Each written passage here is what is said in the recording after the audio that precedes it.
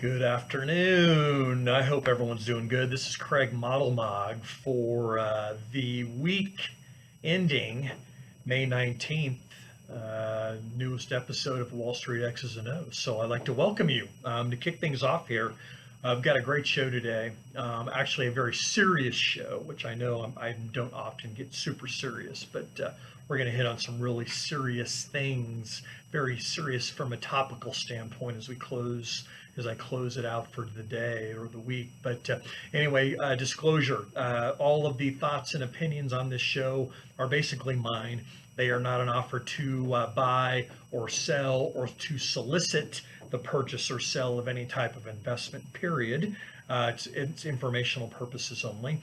Investments can and will lose money, and they are not FDIC insured. So without further ado, I'm going to kick it off here. Top three things for this week. We're going to hit some key stats for the week, which I got some good ones. We're going to talk about sector performance and kind of the whys. And then I'm going to get serious, and we're going to hit some really financial planning, estate planning topics that I think are very timely, both personally as well as for you guys. But before I get rolling here, I had a lot of people here this last week say, Craig, what in the heck did you have on your head last week? Well, what it is, see, it's a net. It's a basketball net. I did this in honor of March Madness, this is the second day.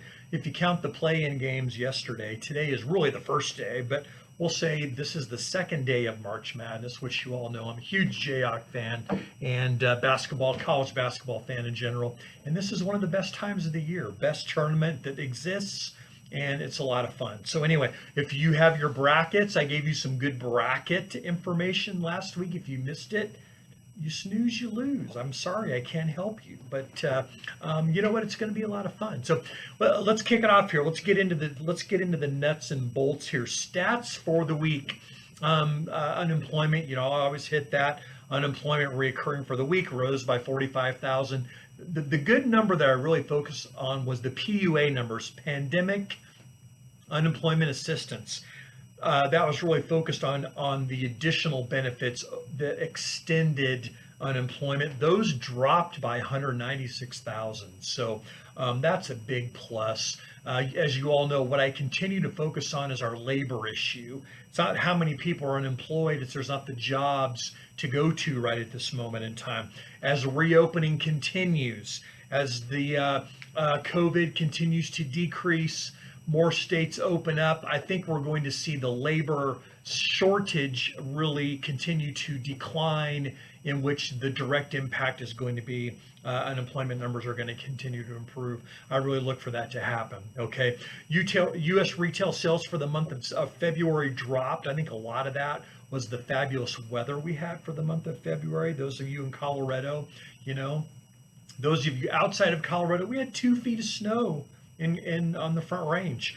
You get into the foothills and it was 3 and 4 feet. It was fantastic. So I think that was a direct impact on retail sales, and I think we're going to see those, as you know, I keep talking about as well in March. Really, Q2 are really going to accelerate. I think the second quarter of 2021 literally are going to be some of the best numbers ever reported, and you can write that in the book. That's what I'm really anticipating. It's going to be really, really fun to watch. Okay, volume in the markets. Here's an interesting fact. You know how much I love statistics. Market volume is down to this degree, 35% from a 1 month average. If you go with 3 month average, we're down 41%. So not a lot of participation. So you see these big drawdowns or these big shocks to the market like we've had here, particularly the last 10 to 12 trading days, not a lot of participation. So I think that is an encouragement, saying this is very episodic. I know that's a very big word for some of us.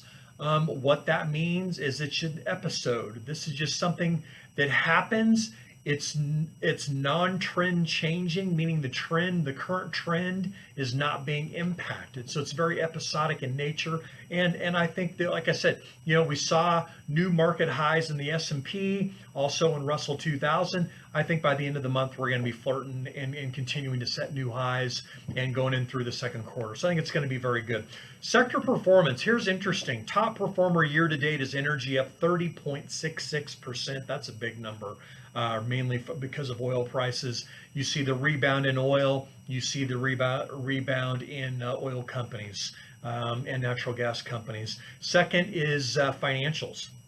Financials have posted a plus number of 17.44 year to date, coming off last year where the financials were struggling a little bit. So why are financials kind of resurrecting? Interest rates are going up. Higher interest rates, banks make more money. That's the correlation, okay? Let's look at bottom performers. Staples, worst performer of the year, minus 1.93. Utilities, number 2, minus 1.07. And tech is flat. It is actually minus 0.02. And I know I kind of hammered you tech people, or a couple of you tech people last year, that own the FANGs, which is Facebook, Apple, Amazon, Netflix, Microsoft, Google. Are these companies in trouble? Absolutely not. I don't see them really reasserting themselves until Q4. And it may be even after Q4, depending on what happens from an economic standpoint. So this is just temporary. They're overbought, people. Too many people own them. Now we're seeing them unwind those positions, both from a personal level, more on an institutional level, thus impacting that particular sector. Don't freak out, okay? It's really not that big of a deal, all right? So anyway, moving on here today. This is the part of my show where we're going to get very serious, okay?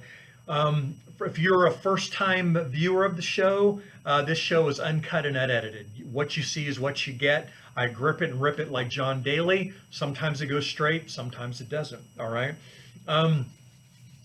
If you're a first-time viewer, also know that I had a recent bout with COVID, which it got the best of me for about 6 weeks.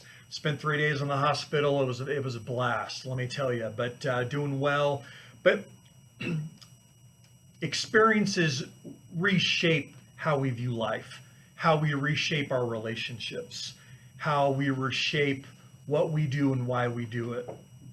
I think in the midst of the experiences that Tanya and I had, Tanya's my wife and also my business partner, again, for those that are joining here for the first time, it brings certain things front and center, where all of a sudden things that we don't think about very often or we don't view as important, they are important, but we don't spend the time on them that they deserve, kind of come front and center. And this is really what is driving this part of the show or the episode this week. And it's really focusing on planning, really focusing from an estate planning as well as a personal financial planning standpoint. So some things that come front and center when tough things happen. This is why you need to be prepared. All of your legal documents, wills, living wills, power of attorneys, living power of attorneys, all these things. You know what? You need to update those if you have not. General rules of thumb. If there's any major changes in life, marriage, divorce, childbirth, death in the family, making a large purchase. If you have a major change in debt status, if you have a falling out with a family member, you need to go back and revisit your legal documents. If none of those are present, you should visit them annually just to review, and definitely visit with your attorney every 3 and or 5 years, okay? Another thing that could accelerate that, major changes in tax planning or estate planning. We had a major tax change a couple years ago, okay? I'm anticipating more big tax changes just based on how current administration is positioning and posturing as we move forward. Those are reasons to update your legal documents, okay? Your bills. Who pays the bills? Does the person who doesn't pay the bills, are they informed about what's going on? Where are they? And how do you pay them? Okay, what do you write checks for? What is an automatic draft, either out of your off a credit card or your bank? You need to have a discussion about this.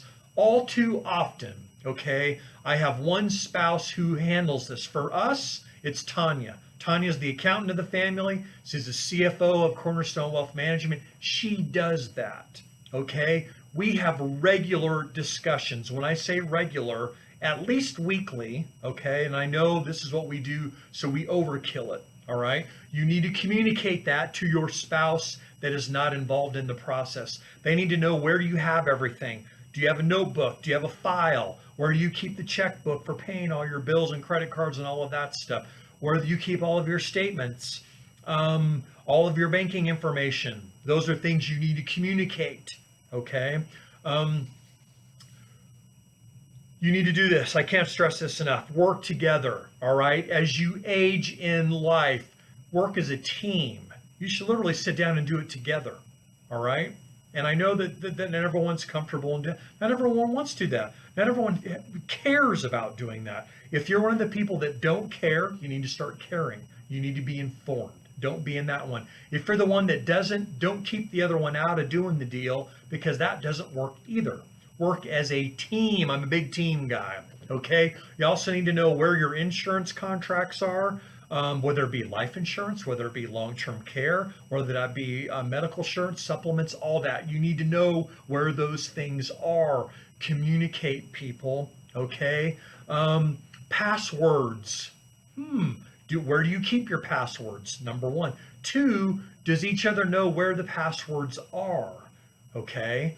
Segmenting to kids. Communicate all of this stuff to your kids. Do they need to know the nitty-gritty? Yes, no. They need to know where stuff's at. Where do you keep your important documents? Where do you keep your legal documents? Where do you keep all of your bank information? As you age, you need to put your kids on accounts. You should have transfer on deaths set up for anything taxable, okay? Investment or bank related.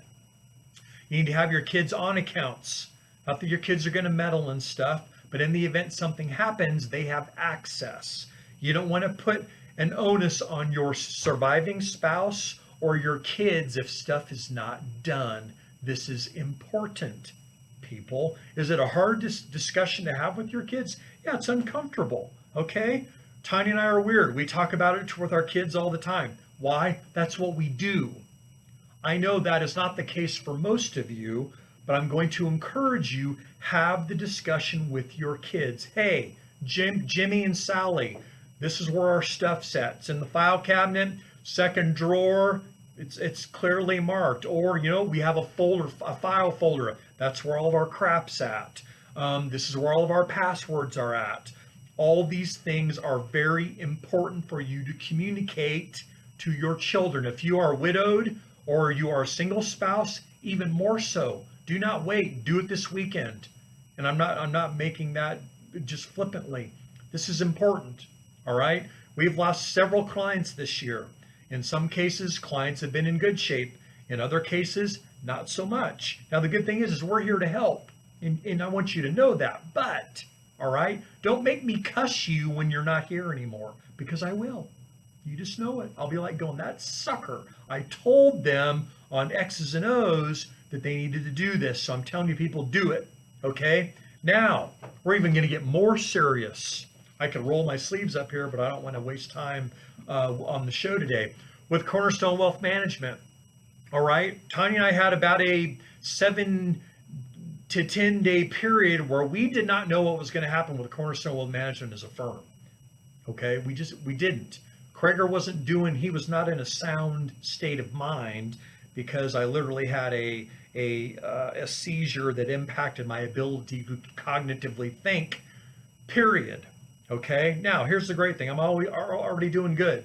All right, you can tell I'm ripping and roaring here today. I'm being stupid with my net hat from last week. Yes, I'm back, which is great. But here's the deal. I want you all to know, number one, Cornerstone Wealth Management has a plan. We have a plan in the event that something happens to Tanya or myself or both of us together.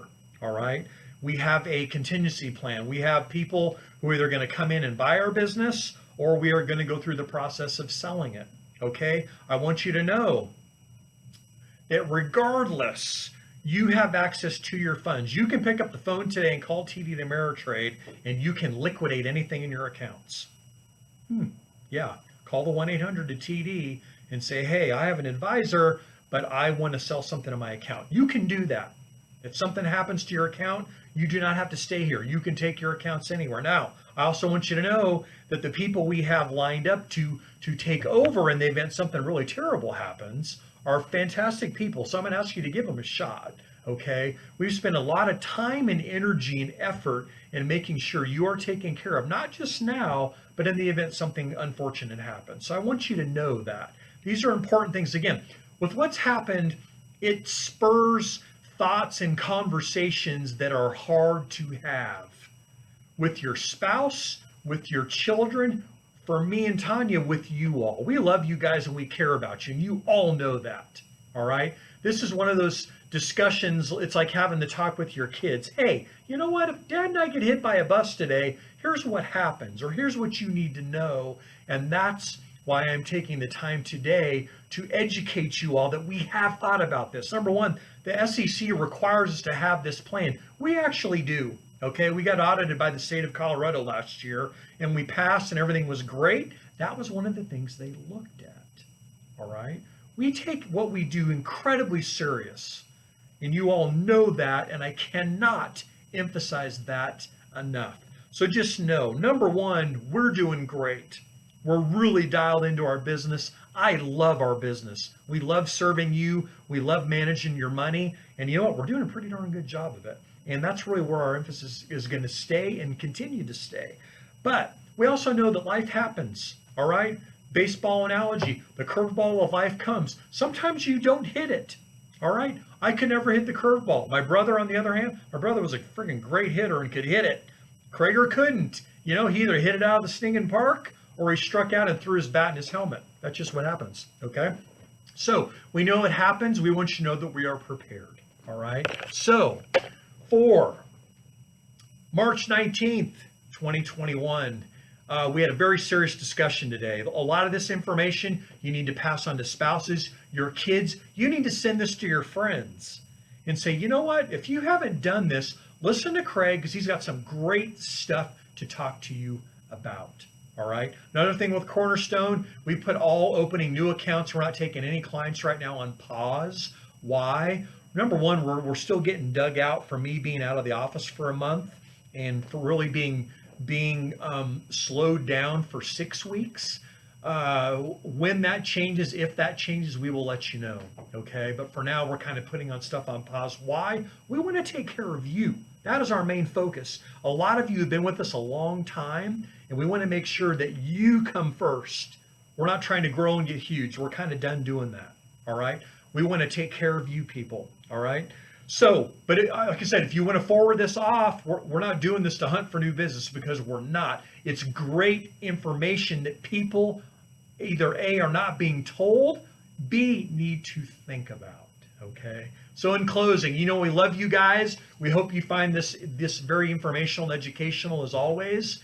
And for Wall Street X's and O's, again, for the week ending March 19th, this is Craig Modelmog, and I am out. Love you guys.